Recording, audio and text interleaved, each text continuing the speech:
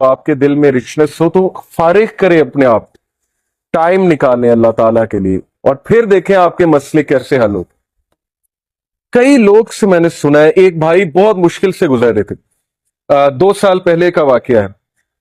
اور 6-7 مہینے ہو گئے ان کا وہ مسئلہ حل نہیں ہو رہا، ان کا وہ مسئلہ حل نہیں ہو رہا، کوئی فیملی پرابلم تھی۔ اور ایک دن مجھے ملے and he was so happy، اور انہوں نے مجھے ایک سینٹینس کہا جو میں کبھی نہیں بھولوں گا۔ انہوں نے کہا کہ علی بھائی all it took was one تہجد، that's it، لیکن 6 مہینے مجھے کبھی ٹائم نہیں ملا، مجھے لوگوں سے ملنے کا ٹائم مل گیا، مجھے لوگوں سے کہانیاں سنانے کا ٹائم مل گیا، لوگوں کی سننے کا ٹائم مل گیا، لیکن تہجد کا ٹائم نہیں مل رہا تھا۔ all it took was one تہجد، اور میرا مسئلہ حل ہو گیا۔ تو امام شافعی رحمہ اللہ نے کہا کہ میکنگ دعا ایٹ دا ٹائم آف تہجد is like an arrow which does not miss its target. تو باقی یہ کہ اللہ دعا آپ کریں اور نہ ملے یہ ایک الگ بات ہے، ظاہر ہے اللہ تعالیٰ وہی دیں گے جو بہتر ہے، لیکن یہ سینٹینس یاد رکھنے والا ہے کہ all it took was one تہجد۔ تو اپنے آپ کو فارغ کریں، ٹائم نکالیں اللہ تعالیٰ کے لیے، یہ آپ کے ہی لیے بہتر ہے۔ اور پھر یہ حدیث، انس بن مالک reported the messenger of Allah صلی اللہ علیہ وسلم said، Allah Almighty said، حدیث قدسی ہے، O son of Adam, if you call upon me and place your hope in me, I will forgive you without hesitation۔ اگر تم ہوپ میرے سے لگاؤ گے، امید میرے سے لگاؤ گے، تو میں تمہیں معاف کروں گا،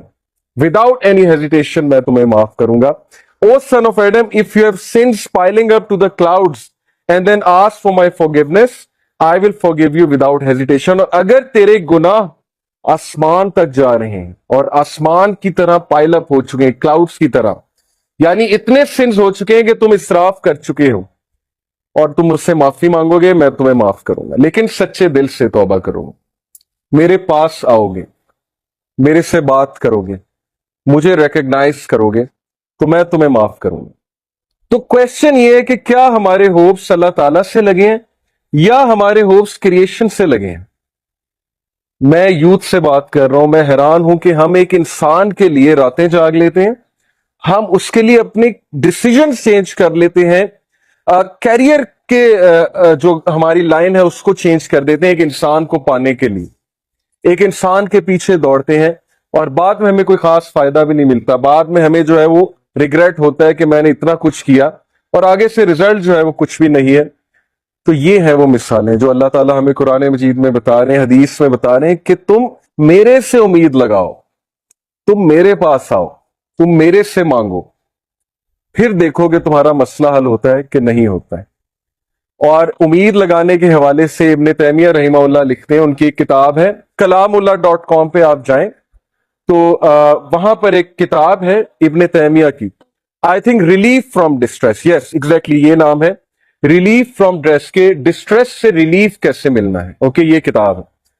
وہ کتاب اس آیت کی تفسیر ہے، لا الہ الا انت سبحانک انی کنت من الظالمین، صرف ایک آیت کو پکڑا ابن تیمیہ نے اور پوری کتاب لکھ دی۔ اس میں وہ ایک بات لکھتے ہیں کہ اسلاف جان بوجھ کر یہ دعا کرتے تھے، یہ بھی ایک دعا تھی ان کی کہ ہماری دعائیں ڈیلے ہوں، ہماری دعاؤں کی قبولیت ڈیلے ہو۔ اب یہ ہمارے لیے، ہم جیسے لوگوں کے لیے جو دنیا میں بہت ڈوبے ہیں، بڑی عجیب بات ہے، ہم تو چاہتے ہیں یوں دعا قبول ہو، میں اللہ سے مانگوں اور چیز میرے سامنے ہو، چاہے وہ میرے لیے بہتر ہے یا نہیں ہے۔ اسلاف کہتے تھے کہ ہم جان بوجھ کے وش کرتے تھے کہ دعائیں ڈیلے ہوں، کیوں؟ کیونکہ جب بندہ دعا کر رہا ہوتا ہے اس کا تعلق ہی اللہ سے اور ہوتا ہے، تو وہ اس تعلق کو انجوائے کرتے تھے کہ ہم تکلیف میں ہیں، ہم کسی ڈسٹریس میں ہیں، بس ہم دعائیں کیے جائیں، تو یہ تعلق انہیں بہت لطف دیتا تھا۔ یہ ایک بہت ہائی لیول کی بات ہے۔ بتانا میں آپ کو یہ چاہ رہا ہوں کہ دیکھیں مصیبتیں آتی ہیں، مشکلیں آتی ہیں، انسان پر بہت سے فیزز آتے ہیں،